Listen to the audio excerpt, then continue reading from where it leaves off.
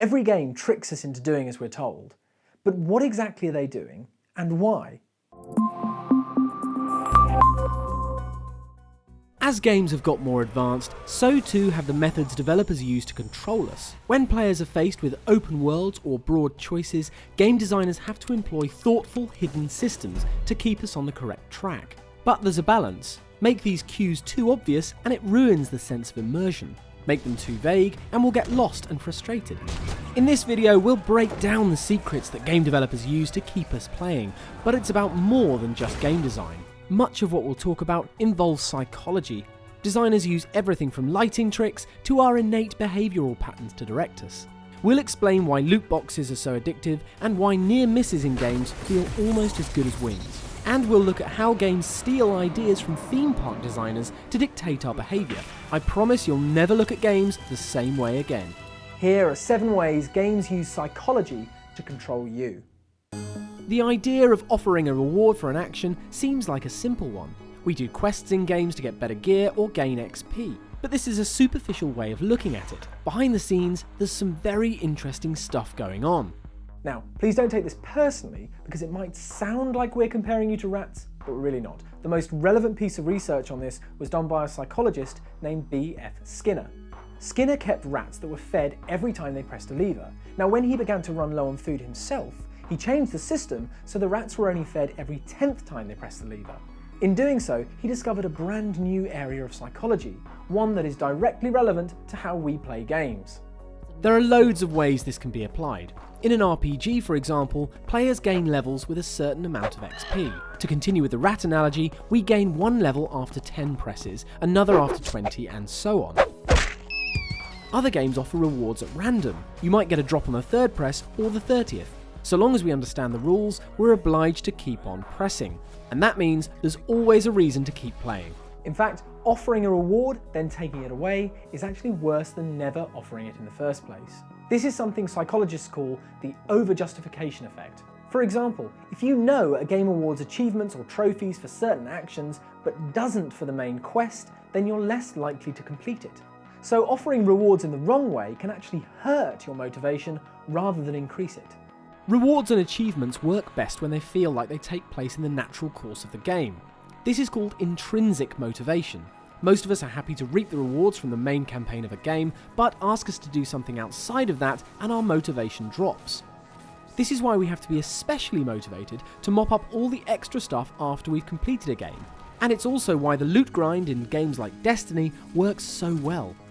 The promise of a massive reward in the distant future is powerful enough to keep us pressing that lever indefinitely. It's not getting up from that. Immersion sounds pretty straightforward, and it's something we take for granted. But it's a word we often use without thinking about the psychology of it. How do developers make us actually feel like we're part of the world? Well, there are loads of ways games can do this, and a few ways it can go very wrong. One of the most effective things a game uses is a sense of spatial presence. Put simply, this means you start to feel like you're part of the world. When you're immersed in a game, the choices you make change. You make decisions that fit the world you're in, and subconsciously, you're more likely to enjoy those choices. When you're fully immersed in Skyrim, for example, you're more likely to travel between towns on horseback or by carriage, rather than using fast travel. And even the act of doing so will improve your experience. This might sound like simple role-playing, but it's deeper than that. On his amazing website, The Psychology of Video Games, psychologist Jamie Madigan breaks down many of the elements games use to keep us motivated. He explains that when everything in a game world feels natural and complete, it's easier to feel immersed. Contrivances, such as silly reasons why a town is deserted or invisible walls, are likely to shatter that immersion. There are loads of tricks you might not notice that increase your sense of immersion. In the article, Madigan explains that the more senses a game assaults at one time, the more immersed you'll feel. So seeing a bird flying overhead in a game is good, whilst hearing it call out is even better. And it's for this reason that 3D games are particularly immersive. And another trick games play to disguise any shortcomings is forcing you to concentrate on understanding or navigating the world you're in. This means that when you're concentrating on a task, it's less likely you'll notice things that would normally break your sense of immersion. If you're worried about that wolf howl you just heard, or whether you're on the correct path to Whiterun, you're less likely to notice that the fish aren't real. By narrowing your focus, the world around you feels more real. Our brains like to keep things organised. They compartmentalise and order things, and games can use that to tell us what to do. On an obvious level, this is as simple as a single colour telling us where to go. But the reasons why this works so well, and the fact we barely even need to think about it at all, are fascinating. To do this, games use something called selective attention. The theory behind this is that when you concentrate hard enough on a thing, your brain blocks out anything else that's irrelevant. An excellent example of this was done by Dan Simons at the University of Urbana-Champaign. Go on, click the link, have a watch. We'll wait. Did you spot the gorilla? Well, if not, you've just experienced something called inattentional blindness, and games can use this and the opposite of this to help keep you on the right track. This is why colour coding works in games. Mirror's Edge is a great example. We know in the first 10 seconds that we need to follow the red path, so we keep looking for red objects. The fact it's so obvious is a reflection on the nature of the game. You're running as fast as you can, and you always need to know where to go next. Game designers can use inattentional blindness to help improve your experience. But it's not all just about running through red doors. Once you're used to searching for a specific colour in a game, you'll notice it more often. Now this really helps with navigation and helps reduce levels of frustration. But of course, the opposite is also true. If you want to hide something, using different colours and shapes will really help. So if your critical path is red, making your hidden area yellow will make it harder to spot than an invisible gorilla. So the next time you're searching for secrets in a game, don't just look for hidden doors, look for hidden colours. Spotting the one that doesn't fit may lead to an interesting area that the developers didn't want you to find. Humans are compulsive creatures. This is especially obvious when you look at the reasons people gamble. It's not just about winning back lost money. We're wired to think that near misses are as good as wins. As Madigan so perfectly puts it, I'm not failing, I'm almost succeeding. According to our daft brains, borderline failures are just as rewarding as successes. The example Madigan uses is a 2009 paper on gambling. This showed that gamblers take near misses as a sign they should keep on playing. This might be because near misses activate the same reward centres in the brain as wins, and this is something we see in games all the time. There are many applications of this in-game. Most near misses in games are skill-based rather than chance, but they activate the same systems. If we feel like we almost won a battle in Total War, for example, we're more likely to try it again. And then there are games like XCOM that offer the promise of a different outcome if all the chance rolls go your way. And this could be the reason that loot boxes are so popular. Missing out on that legendary item should make us give up, but it doesn't. This is because we're inherently irrational creatures. Even if the odds remain the same, just coming close to the thing we want is enough motivation to keep us trying. Think on that the next time you're sure your next loot box will give you the right skin for Diva or the correct cudgel for Swamp Thing. I am not here for pleasantries. Ever have that feeling where you tumble between quests, unable to stop playing? When you start a game after dinner and the next thing you know it's 5 AM and the sun is coming up? Well, there's a name for it, and it'll probably remind you of high school science lessons about gravity. Say hello to Newtonian engagement. The name is a reference to Sir Isaac Newton's first law of motion, which states that an object once set in motion will continue in that motion until it is acted upon. What does this have to do with games, I hear you ask? Well, plenty. Apart from the obvious application to ragdoll physics, the idea is that you'll keep playing a game until you have a reason to stop. There are of course always external factors in play, like needing to eat, sleep or go to work, but games are getting better and better at hiding the gaps between missions.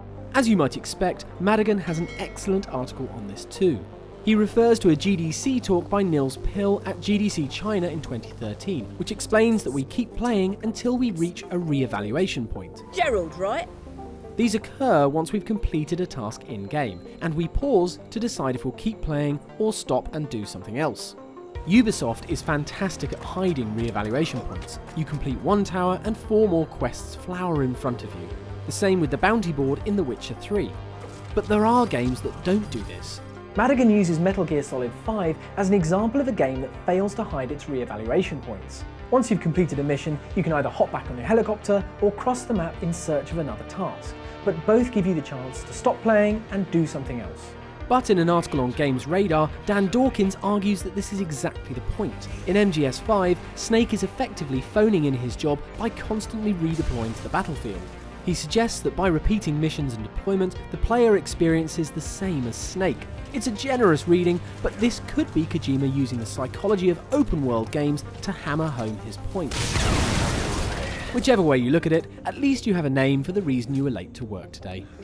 Just blame it on Newtonian engagement.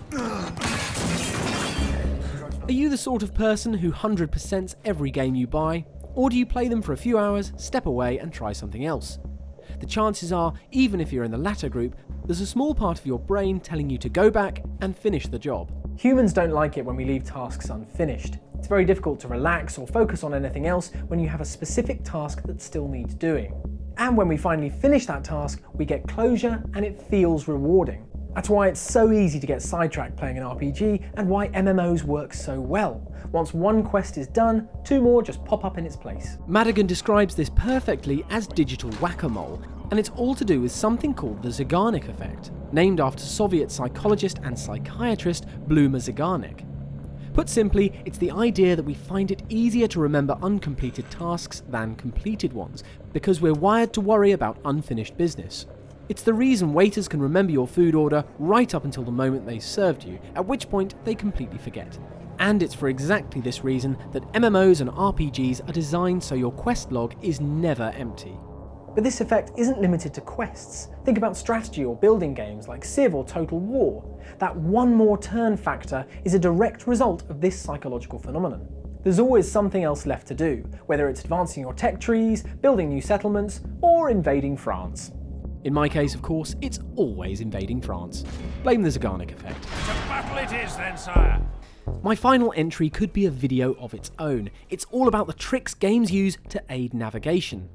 Many older titles contained everything you needed to know on a single screen, but it's much easier to get lost in sprawling open world games, and developers need to use more nuanced systems to direct us. How do they do it? Theme parks have the answer. One of the immersive ways games hint at where we're supposed to go is via weenies. This is a term borrowed from Disney's theme park designers, referring to large structures in the distance that hold the eye. As well as looking interesting and important, they also provide a reference point for navigation.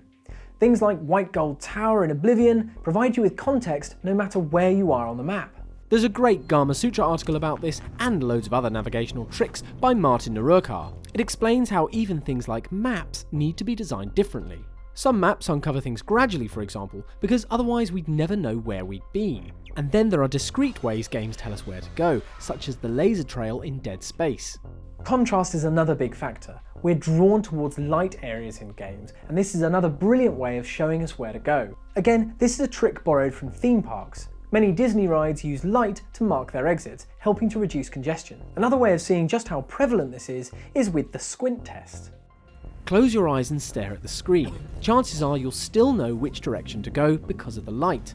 It's a simple trick many first-person games use, and you'll notice it everywhere once you start looking. There's even a squint mode feature in the Unreal Engine editor, so developers can test the navigability of their games. Because you seem to know your way around. By using all the tricks we've covered in this video, colour, shape, inattentional blindness, games can guide us along a path without ever breaking that all-important sense of immersion. And it's the combination of these things that makes game development so impressive and playing games so special. This is your lucky day. So there you go, 7 ways games are secretly telling us what to do. Please do go have a look at Jamie Madigan's excellent website about all this stuff. We have barely scratched the surface, and check out the links in the description below for more. And if you like this video, please give us a thumbs up and subscribe to Logitech G for more in-depth behind the scenes features. Thanks for watching.